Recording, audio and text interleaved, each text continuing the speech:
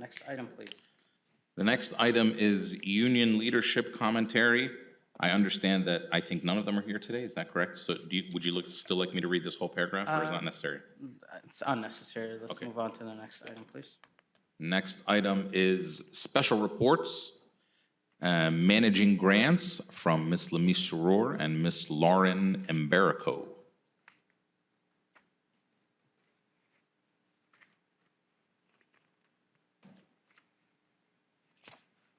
Good evening, everyone. My name is Lauren Embarico. Ramadan Mubarak to all of you. This is Ms. Lamise Surur. She's going to be presenting with me today. Thank you for having us. It sounds a little loud. We're here to talk to you about the changing landscape in state and federal funding in Michigan schools and how and why this method of funding is impacting us so strongly. In this presentation, we're going to go over why the MDE, or Michigan Department of Education, is expanding its funding model to include much more grant-based funding. And then we'll look at an overview of some key financial and grant-funded program highlights. So over the past 10 years, and especially since the COVID-19 pandemic, the Michigan Department of Education has increased the use of funds, or grant funds, to support public schools rather than relying solely on the per pupil funding model, or also known as the foundation allowance for some, to fund the majority of programs. We do still receive our per pupil funding, and it's important to note that all of that money is unrestricted. By complementing the foundation per pupil funding model with strategic grants, MDE aims to create a more equitable and effective education system tailored to the diverse needs of Michigan students and communities. So if you'll take a look at the slide, you'll see that 10 years ago, in 2015, the district had 33 grants worth about $28.5 million. 5 years later, in 2019-2020, at the start of COVID, we had 55 grants, and again, about $38.5 million. And today, we have 115 grants worth a little over 156 million. So as you can see, that's a huge difference. And all of that 115 grants and $156 million is restricted solely to the purpose of each of those grants. The shift to grant-funded model highlights a significant change in funding strategies, as you can see. As I mentioned before, the per pupil funding is unrestricted. By moving the funding to these restricted grants, MDE can create a more targeted approach to enhancing educational opportunities, allowing schools to fund programs, resources, and services that improve student outcomes. And this slide explains how it does that. They provide essential financial resources beyond what's available through the traditional per pupil funding model, and they ensure that the money gets where it needs to go.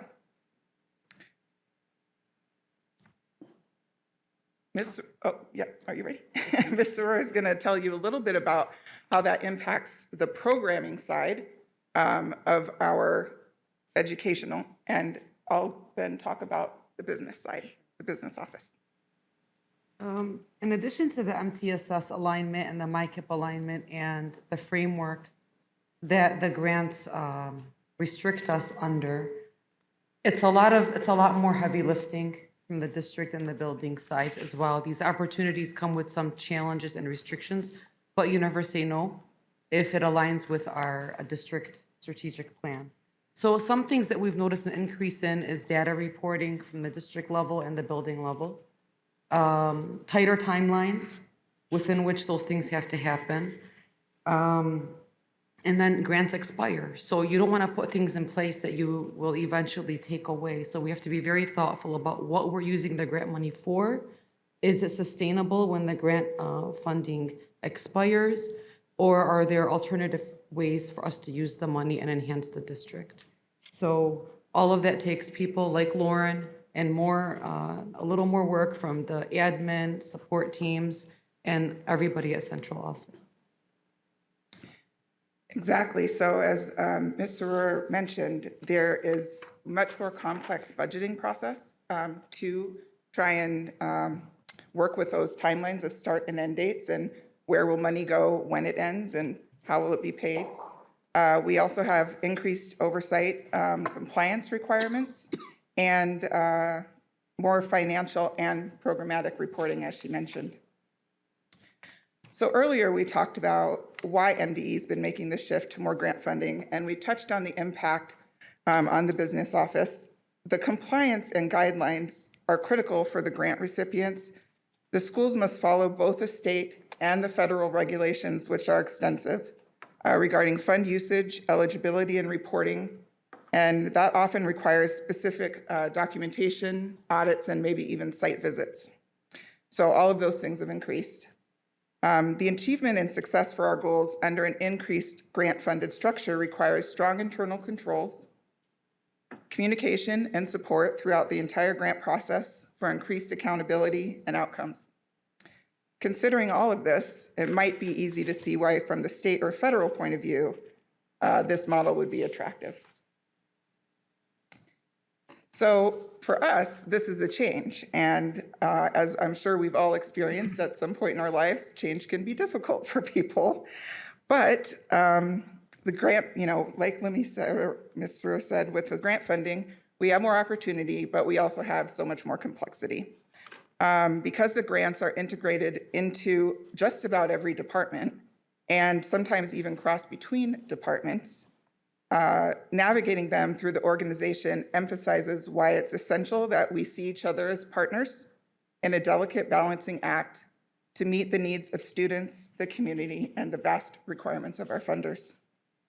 So in conclusion, effective management of state and federal grants is pivotal for public schools, especially in Michigan's changing funding landscape.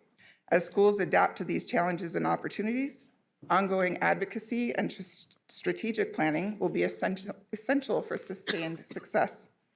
By implementing the best practices and strategically aligning grant funding with goals, school districts can maximize the impact of grants while ensuring financial sustainability. Effective grant management isn't just about receiving the funds, it's about ensuring those funds are wisely used to improve student outcomes and strengthen Michigan's education system. And lastly, because this is a district-wide effort, I really want to thank everyone involved.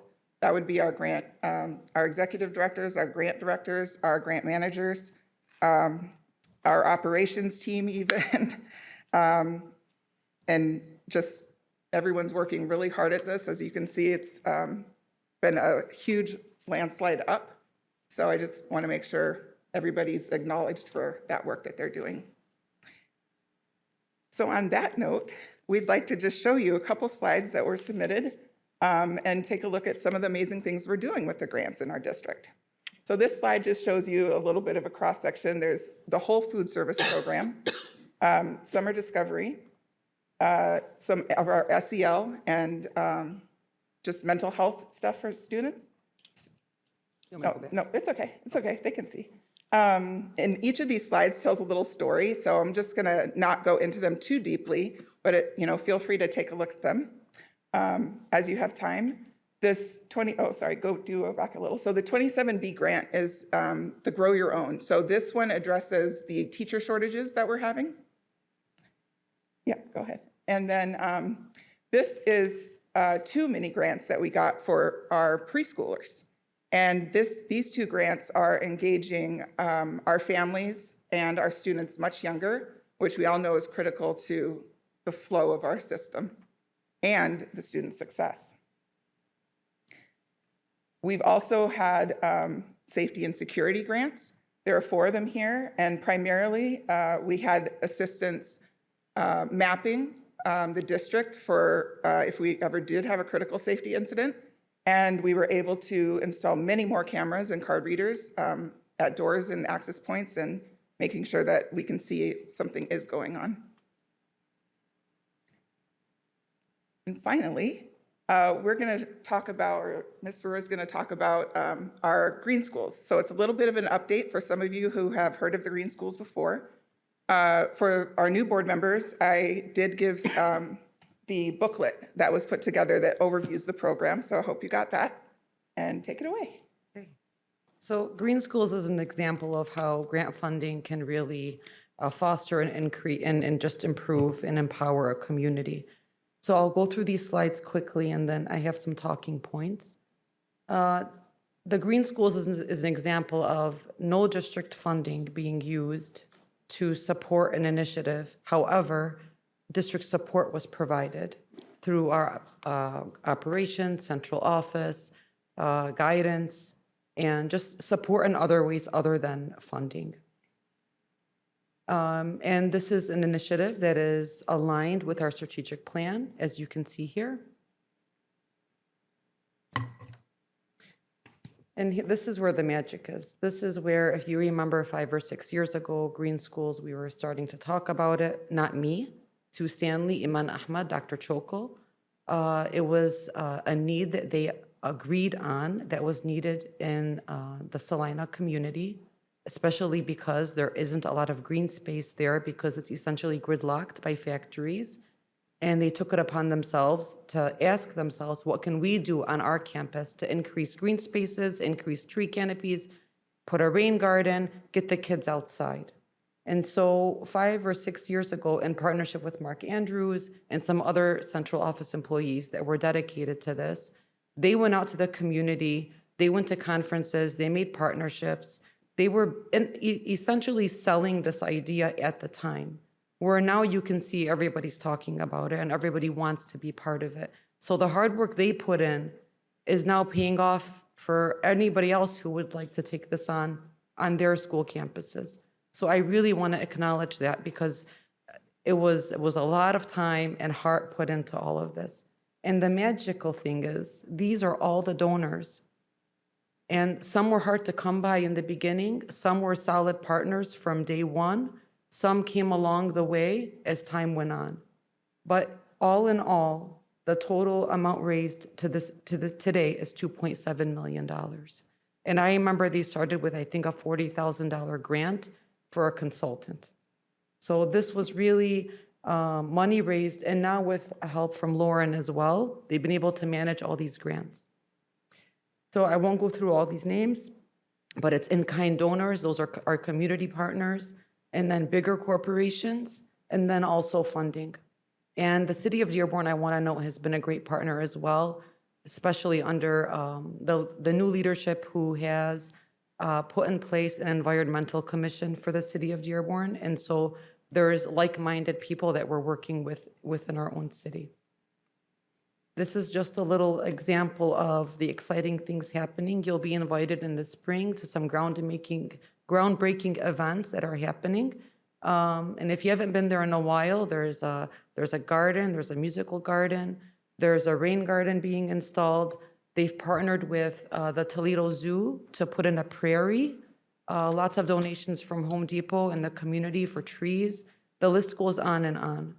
But it really is just what a grant can be, well, multiple grants can lead into, and how it can affect in a school community. So that ends our presentation, unless you have any questions for us. Yes. Trustee Petlicoff? How long do these grants usually last for? What's the average typically? A year, 2 years? Yes, I would say a lot of them are a year. There's a good bulk of them that are crossing maybe 2 to 3 years. We have just a couple that are maybe 5. It's impressive. It's gone up from 55 to 115, and 156 million is nothing to sneeze at. What do we anticipate dropping off potentially in the next year or two? And in these uncertain times now, are we going to be struggling again to try to have this size of grant opportunities? Well, so I think we all know it's kind of unpredictable. We'll have to wait and see, but the process that we follow is right about now, the state starts putting some budget proposals together, and Mr. Wall, feel free to jump in if you like. But we start watching those budget proposals in the business office. We follow them as they change, and we keep a very close eye on that so that we can do our best to anticipate what may or may not happen. I think a good example last year was we thought something would happen, something else happened.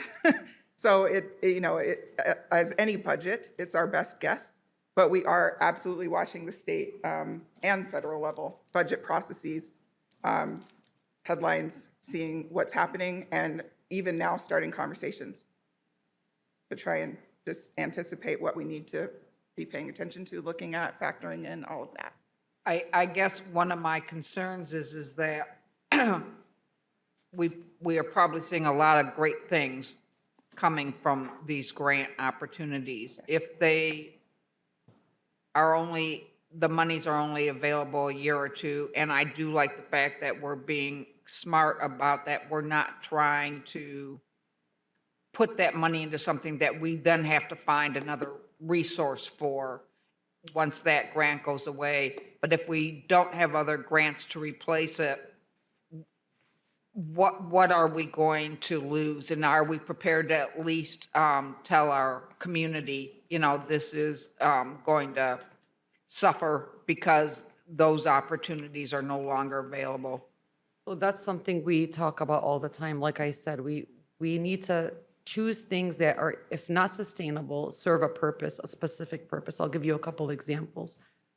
We got a grant for elementary, at the elementary level, but it had to be based on brain-based research, and it had to be used under certain things. So we decided to use that money to pilot a couple programs that would have otherwise costed the district from their general fund hundreds of thousands of dollars.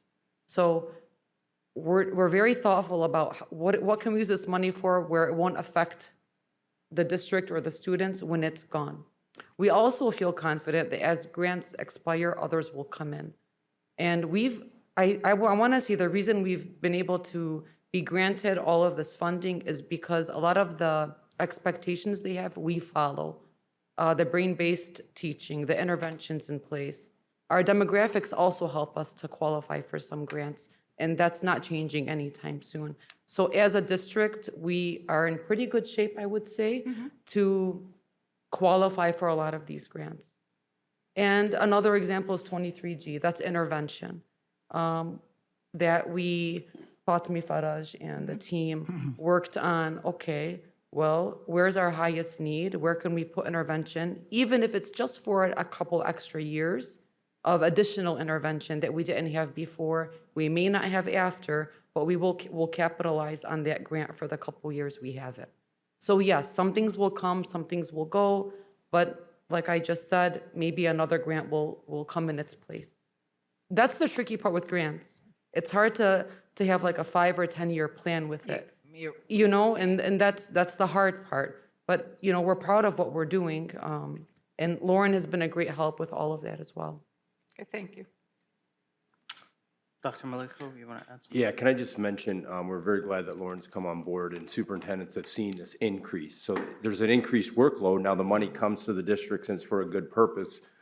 And so managing the grants, seeking out grants, and our team, I'm very proud of our team because we're always looking to write for another grant, to find funding, to support the green schools, as an example. In fact, that one in January, I co-presented with Dr. Chokol and Sue Stanley. They wrote the proposal. I just went to support them at that conference because it was, gaining traction.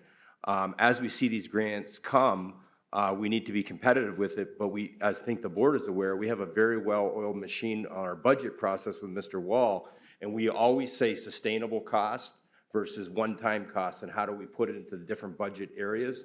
We were very cautious about that during the pandemic with one-time money, so I think that's always in the forefront when we have our budget meetings, and it's always very, very important. What I would say this as well, obviously, we're at the state level. In fact, I met with Senator Santana a couple weeks ago, and we talked about it, Trustee Moses, just about different funding and other things. We meet with all our legislatures, and the state funding is critical, but I will say I'm now on the governing board for the ASA, the National Superintendent in Region 3, which is Minnesota, Iowa, Michigan, and Nebraska, I think one other state. But one of the big concerns we're having, I got a lot of virtual meetings, but we met last week. We had our first in-person meeting, and the concern is at the federal level, the uncertainty of what's going on and what might happen with the federal funding. So districts are kind of in a wait and see. I would say proudly, I know Mr. Saley's here, AASA, my superintendent association nationally, is coming out, and we are saying what on our agenda is fully support special education funding. We believe it's not fully funded, and it needs to be also at the federal level. But there is uncertainty right now. We hear the different reports, so we're kind of monitoring that as well, and we'll just continue to work with our legislators and advocate for funding for Dearborn schools. And I appreciate the work Lauren's done coming on board, and thank you, Lamise. And so what you'll see too is that it's critical, she's in Tom's department, but she's working collaboratively with all the instructional people and non-instructional when they focus on different grants. So it is a team function, but it is very secure to me to see we have someone, Lauren, kind of overseeing, because there's a lot of regulations, and you want to make sure you don't lose funding opportunities. So thank you. Great. I have a question on the numbers. As far as the ESSER funds, were those included in the grants, or those are separate? So those have concluded with the very small exception of wrapping up some construction projects, but that has actually pretty much all been spent. Okay. So no, that is not included there, except for, like I said, I want to say it was maybe 8,000 or something left. Yeah. Great. Well, Okay. thank you for your work. Thank you, everyone. Yeah, thank you for the presentation. Next item.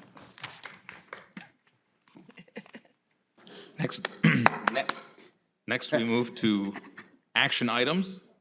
Here we have special consideration of an action item. Are there any agenda items on this agenda which board members or the superintendent wish to discuss and vote on separately? If there are, we will exclude these from the motion below. Trustee 16 Petlicoff? needs to be pulled for a roll call vote. Yes, it does. Which one? Any other 16. items that you would like to pull or questions on? Okay. Can we have a motion to approve all items except 16? So moved. Support. Well, I think he needs to read Yeah. the actual. Yeah, if you can. It's okay, I'll call for a single motion to approve all of the action items on this agenda with the exception of any items which have just been excluded from this motion by board member request. Well, Which you- is you 16. need- Yeah, you need to Sure. exclude number 16. So I'll move that the actions item, or move that all action items except number 16 be approved. Okay. So moved. Support. Motion moved by trustee Barry, supported by trustee D'Ambrosio. Can we have a roll call, please? Trustee El-Jahmi, Yes. trustee D'Ambrosio, Yes. trustee Czar, yes. Trustee Barry, Yes. trustee Petlicoff. Yes. President Moses. Yes. Thank you. We can go to 16 now. And you can read just the summary or the recommended action. Yeah.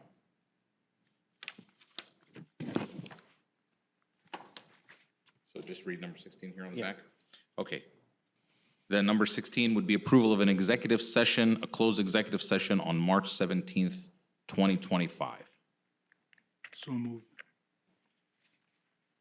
No, that's not the correct. The motion. recommended action is to move, Oh, sorry. yeah, if you can read the full thing, so Because you have to folks have are the aware reason. of the location, yeah. Sure. So where do you want me to read that from? Sorry, what page? 16. Just item Just- 16, not the summary. So Not go the back to summary, yeah. 16. Oh, read item 16. Got it. Okay, got it. Page 13. Got it, thank you. So here, this is for an executive closed session. We will look to move that an executive session be held on Monday, March 17th, 2025 at 6 PM at Henry Ford College Administrative Services and Conference Center in the Cabinet Conference Room. The purpose of the closed session is to discuss the superintendent's evaluation per Section 8A of the Michigan Open Meetings Act. So moved. Support. Motion moved by trustee Barry, supported by trustee Petlicoff. No discussion, so can we have a roll call, please? Sure, trustee El-Jahmi, Yes. trustee D'Ambrosio, Yes. trustee Czar, yes, trustee Barry, Yes. Trustee Petlicoff? Yes. President Moses? Yes, thank you. Next item. I do have a question on that. Why did we move as separate for the, what was the I believe purpose? it is a state law that we have to vote on. Separately? Oh, yeah, you, On closed any sessions. closed Has to be a roll sessions has to have a roll call vote. Thank you. Normally, he wouldn't have had a, but he did it this time, he would have just had a unanimous roll for all the other items. Yeah, But he did a roll call vote with that too, so, doesn't hurt Appreciate it. yeah, to do that. it happens. Next item is discussion. Summary. He has to do- If you can read the summary, Mr. Secretary. Sure. So the summary of the agenda action items were, number one, approval of warrants. This is the right part, right? Okay, good. Number two, approval of Green Schoolyards consultant contract. Number three, approval of an award to Just Right Readers Incorporated per Board Report 24-1. Number four, approval of an award to Delta Network Services. Number five, approval of an award to Schreiber Roofing Company per Board Report 24-101. Number six, approval of an award to Testing Engineers and Consultants Incorporated per Board Report 24-102. Number seven, approval of an award to Thermalnetic per Board Report 24-103. Number eight, approval of an award to DEWEL per Board Report 24-104. Number nine, approval of change orders per Board Report 24-105. Numbers 10 through 13, approval of non-instructional and instructional personnel items for P through 12. Number 14, approval of a financial statement. Number 15, approval of the resolution for the first budget revisions for 2024-2025 per Board Report 24-111. And number 17, approval of donations. Great, thank you. Next item.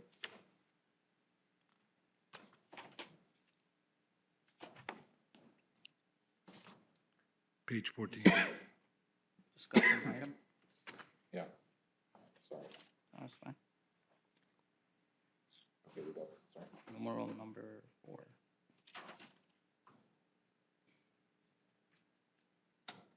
Sorry, what page on the? 14, It would be 14. page 14, yeah. Thank you. discussion item.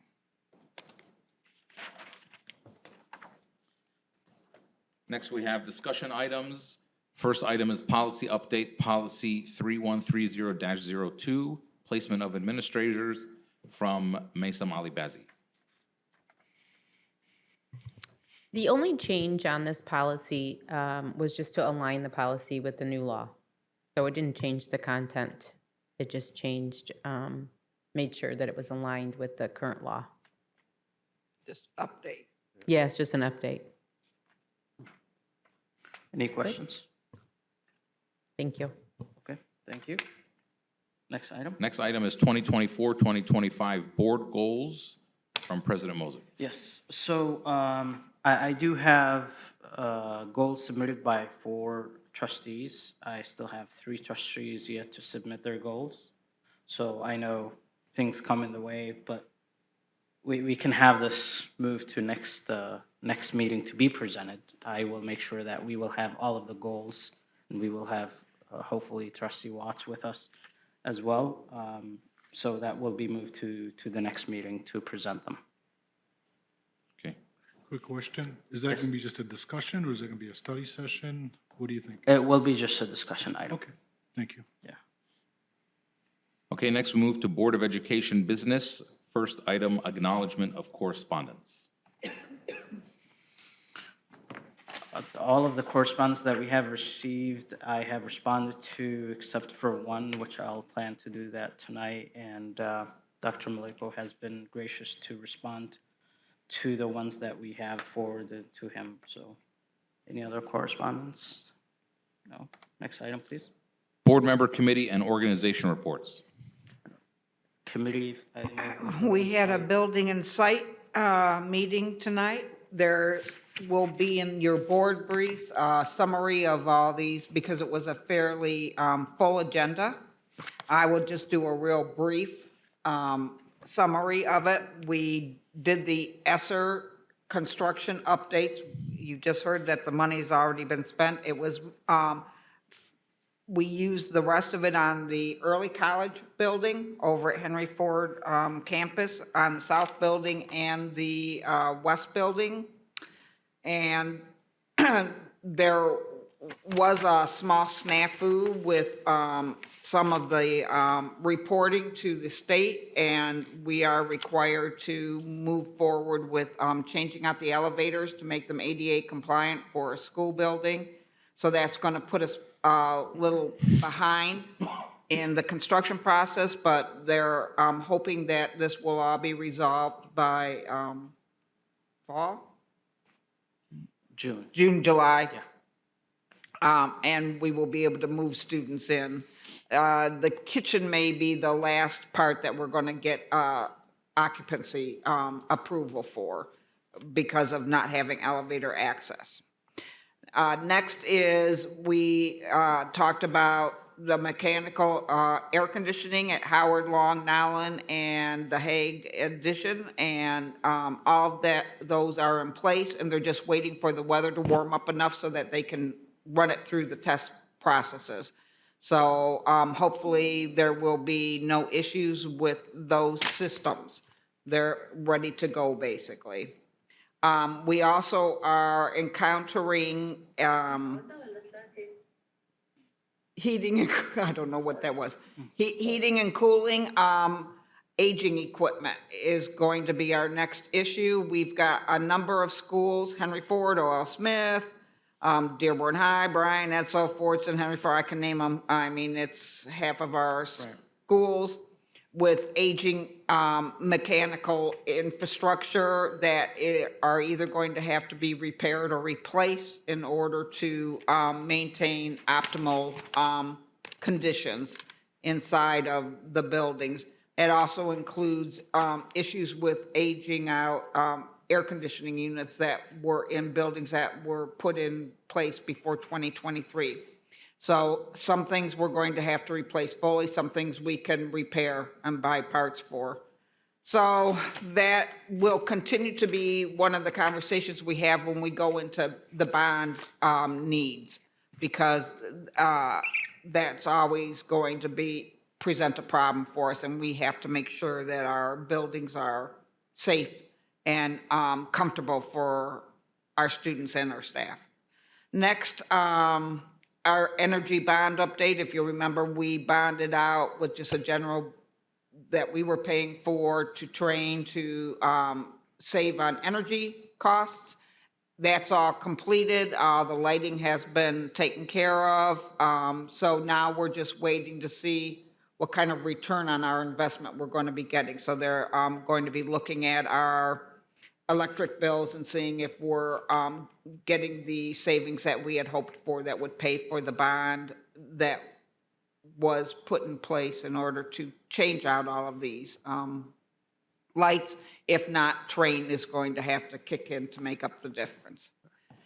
Then finally, we talked about getting ready for the conversation about our infrastructure needs and the bonds, and what we decided would be best for the full board was to try to have a conversation with Quinn Evans, who was doing the final studying on preserving the buildings and or the historic significance of the buildings and rehabbing them for a different opinion than the fielding study provided for the demo ideas. They are going to be putting together some kind of format in order to have something of value to communicate to our constituents in the community.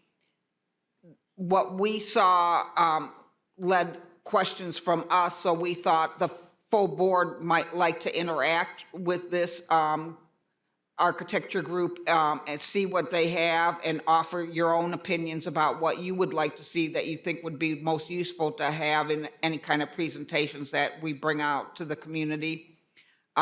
We will be using Byram and Fisk for the community engagement part, but they will have to have all of this information in place from the architectural firms that we hired to put together the study. So we're asking if you would like to have a conversation with Quinn Evans. We're thinking that President Mosip will finalize the plans, but we're thinking that we can just do it through Zoom at your convenience of, set up a few meeting dates, and you don't have to come here and meet in person. So that is and for the summer work, we are going to have a partial roof replacement at Dearborn High. I guess we didn't get around to covering that at the end of the meeting. And that's it. So look for a better summary in board briefs. Thank you, Trustee Goff. Yeah, definitely you will get a communication from myself and Dr. Maliko about setting up those times to meet with the architecture teams. And we'll have flexible times that will work for them and for us as well. Any other reports? If not, next item. Next item is board member or superintendent commentary. Okay. Any trustees would like Trustee Al-Jahmi? So we were talking about security earlier and cybersecurity, and I just want to share some things that I've done in the past in my previous roles. Is the first thing that I do is do a cybersecurity network assessment by a third party, and that would give us, that would address some of our concerns to be able to see some of the vulnerabilities that our network have, and for the board to see the result. The biggest cost is not doing the assessment, it's really addressing the vulnerabilities. So when we did it, even small things such as the young lady mentioned, the laptop did not have any drivers. It would identify things that need to be updated timely and need to be, has a vulnerability. Things like emails, we could tell them what we want to say, we want to make sure our kids don't send this type of things, or I think it's something that would give us all a peace of mind to be able to have that. And it's common practice, companies do that. And like I said, it's not costly to do the assessment, it's costly to address the problems.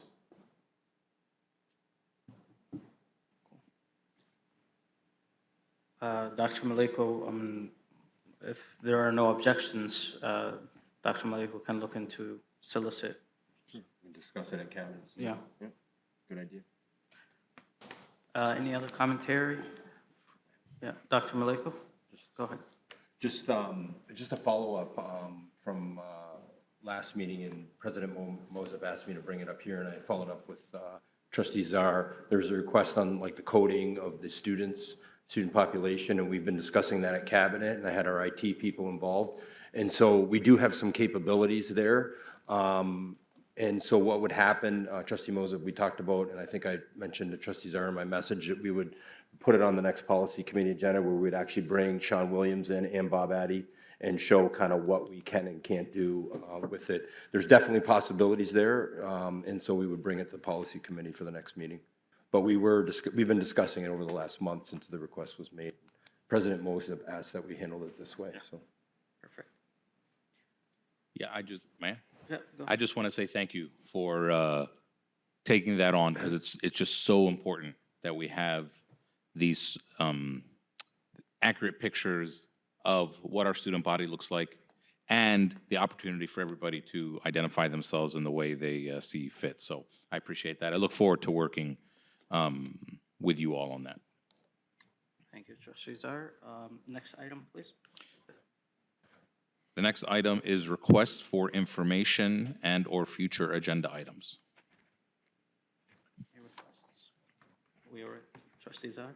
I would like to request that the clocks get fixed in here. They still haven't been sprung forward an hour. I'm getting flashbacks to like 5th grade when they didn't do the clock. Oh, I don't. They don't use, so this is Mr. going to stay Anders like will this get for that 6 taken months, this care clock? See the clock on the wall? All right. It's easier that way. You don't have to move next. Any other requests?